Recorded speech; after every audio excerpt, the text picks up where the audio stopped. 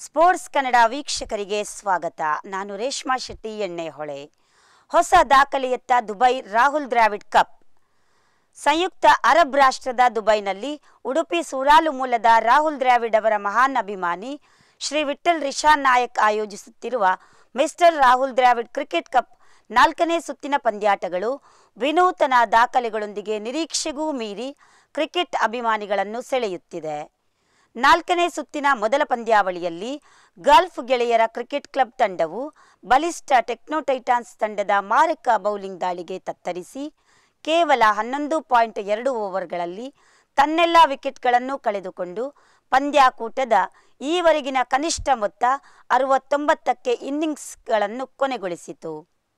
ಇದಕ್ಕುತ್ತರವಾಗಿ techno Titans ತಂಡವು ಕೇವಲ 4.4 ಓವರ್ಗಳಲ್ಲಿ 4 ವಿಕೆಟ್ ಕಳೆದುಕೊಂಡು 15.24 ಸರಾಸರಿಯ ಗರಿಷ್ಠ ದಾಖಲೆ ರನ್ ದರದಲ್ಲಿ 71 ರನ್ ಗಳಿಸಿ ಪಂದ್ಯಾವಳಿಯಲ್ಲಿ ಅತ್ಯಂತ ವೇಗದ ವಿಜಯವನ್ನು ಪ್ರತಿಷ್ಠಾಪಿಸಿತು.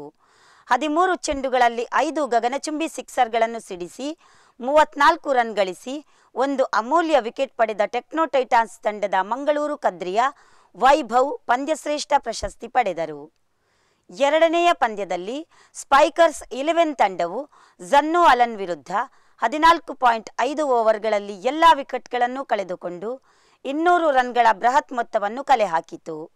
ಈ ಗುರಿಯನ್ನು ಬೆಂಬತ್ತಿದ್ದ ಝನ್ನು ಅಲನ್ ತಂಡವು ಸ್ಪೈಕರ್ಸ್ ತಂಡದ ಫೈಜಲ್ ಅಹಮದ್ರ ತೀಕ್ಷ್ಣ ದಾಳಿಗೆ ತಲೆಬಾಗಿ 11.4 ಓವರ್ಗಳಲ್ಲಿ 121 ರನ್ಗಳಿಗೆ ತನ್ನೆಲ್ಲ ವಿಕೆಟ್ಗಳನ್ನು ಒಪ್ಪಿಸಿ 71 ರನ್ಗಳ ಅಂತರದಲ್ಲಿ ಸೋಲೊಪ್ಪಿಕೊಂಡಿತು. 3 ಓವರ್ಗಳಲ್ಲಿ ಝನ್ನು 11 ತಂಡದ ಪ್ರಮುಖ 4 ವಿಕೆಟ್ ಉರುಳಿಸಿದ ಫೈಜಲ್ ಅಹಮದ್ ಅರ್ಹವಾಗಿಯೇ ಪಂದ್ಯ ಪುರುಷೋತ್ತಮ ಪ್ರಶಸ್ತಿ ಗಳಿಸಿಕೊಂಡರು. 3ನೆಯ ಪಂದ್ಯದಲ್ಲಿ ಫ್ರೆಂಡ್ಸ್ ಕ್ಲಬ್ ದುಬೈನ ತಂಡವು ಮೊದಲು ಬ್ಯಾಟ್ ಮಾಡಿ ಗೋಲ್ಡನ್ ಸಿಟಿ ಬಾಯ್ಸ್ ವಿರುದ್ಧ 15 ಓವರ್ಗಳಲ್ಲಿ 170 ರನ್ಗಳನ್ನು ಪೇರಿಸಿತು. ಈ ಮೊತ್ತವನ್ನು ತಲುಪಲು ಯತ್ನಿಸಿದ ಗೋಲ್ಡನ್ ಸಿಟಿ ಬಾಯ್ಸ್ ತಂಡವು 15 ಓವರ್ಗಳಲ್ಲಿ 7 ವಿಕೆಟ್ ಕಳೆದುಕೊಂಡು ಕೇವಲ 132 ರನ್ ಗಳಿಸಲು ಶಕ್ತವಾಗಿ 47 ರನ್ ಅಂತರದಲ್ಲಿ ಶರಣಾಯಿತು. 34 ಚೆಂಡುಗಳಲ್ಲಿ 11 ಭರ್ಜರಿ ಸಿಕ್ಸರ್ ಹಾಗೂ 4 ಬೌಂಡರಿಯೊಂದಿಗೆ 98 ರನ್ ಗಳಿಸಿ 2 ರನ್ಗಳಿಂದ ಶತಕದಿಂದ ವಂಚಿತರಾದರೂ ಫ್ರೆಂಡ್ಸ್ ಕ್ಲಬ್ ದುಬೈ ತಂಡದ ವಿಜಯಕ್ಕೆ ಕಾರಣರಾದ ಯಾಸಿನ್ ಪಂದ್ಯದ ವ್ಯಕ್ತಿಯಾಗಿ ಪುರಸ್ಕೃತರಾದರು. ಬೌಲಿಂಗ್ನಲ್ಲೂ ಮಿಂಚಿದ ಯಾಸಿನ್ 1 ವಿಕೆಟನ್ನೂ ಪಡೆದುಕೊಂಡರು. ಯಾಸಿನ್ ಆಟದ ವೈಖರಿ ಸಾಮಾಜಿಕ ಜಾಲತಾಣವೂ ಸೇರಿದಂತೆ ಭಾರೀ ಜನಮೆಚ್ಚುಗೆಗೆ ಪಾತ್ರವಾಯಿತು.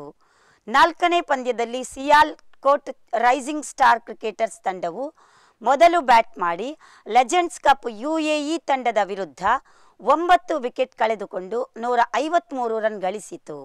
ಈ ಮೊತ್ತವನ್ನು ಬೆಂಬತ್ತಿದ ಲೆಜೆಂಡ್ಸ್ ಕಪ್ UAE ತಂಡವು ದಿಟ್ಟ ಹೋರಾಟ ನೀಡಿದರೂ ಅಂತಿಮವಾಗಿ 19 ರನ್ಗಳಿಂದ ಹಿಂದುಳಿದು ಸೋಲಿತು.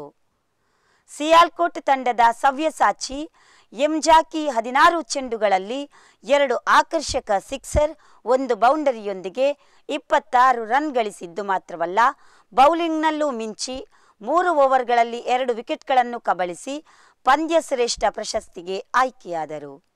5ನೆಯ ಪಂದ್ಯದಲ್ಲಿ ಬಲಾಢ್ಯ ಬ್ಲಿಟ್ಸ್ ವಾರಿಯರ್ಸ್ DXB ತಂಡವು ಬ್ಲೂ ಸ್ಕೈ 11 ತಂಡದ ವಿರುದ್ಧ 7 ವಿಕೆಟ್ ಕಳೆದುಕೊಂಡು 159 ರನ್ ಗಳಿಸಿತು. ಶ್ರೇಷ್ಠ ದಾಂಡಿಗರನ್ನು ಬ್ಲಿಟ್ಸ್ ವಾರಿಯರ್ಸ್ ಹೊಂದಿದರೂ ಬ್ಲೂ ಸ್ಕೈ ತಂಡದ ಆಸಿಫ್ ಹಾಸಿಮ್ರ ಬೌಲಿಂಗ್ ಮೋಡಿಗೆ ಸೋತು ಬೃಹತ್ ಮೊತ್ತ ಸೇರಿಸಲು ವಿಫಲವಾಯಿತು.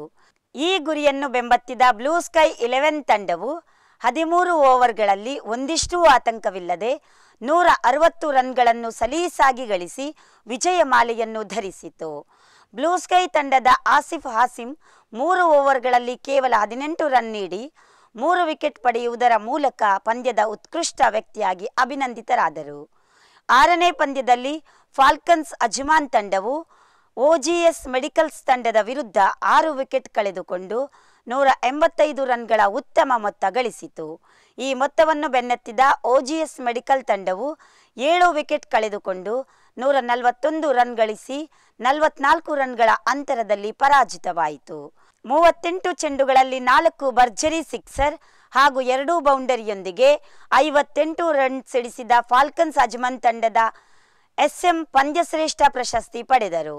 ಸಂಯುಕ್ತ ಅರಬ್ ರಾಷ್ಟ್ರದ ದುಬೈನಲ್ಲಿ ವಿಠಲ್ ರಿಷಾನ್ ನಾಯಕ್ರ ಸಾರಥ್ಯದಲ್ಲಿ ಸಾಗುತ್ತಿರುವ ಈ ರಾಹುಲ್ ದ್ರಾವಿಡ್ ಕಪ್ ಪಂದ್ಯಾಟವನ್ನು ಸಾಮಾಜಿಕ ಜಾಲತಾಣದ ದೃಶ್ಯವಾಹಿನಿಯ ಮುಖಾಂತರ ಈವರೆಗೆ 11,000 ವೀಕ್ಷಕರು ನೇರ ಪ್ರಸಾರದಲ್ಲಿ ವೀಕ್ಷಿಸಿರುವುದು ದುಬೈನ ಟೆನ್ನಿಸ್ ಬಾಲ್ ಕ್ರಿಕೆಟ್ ಸ್ಪರ್ಧಾಕೂಟದಲ್ಲಿ ನೂತನ ದಾಖಲೆ.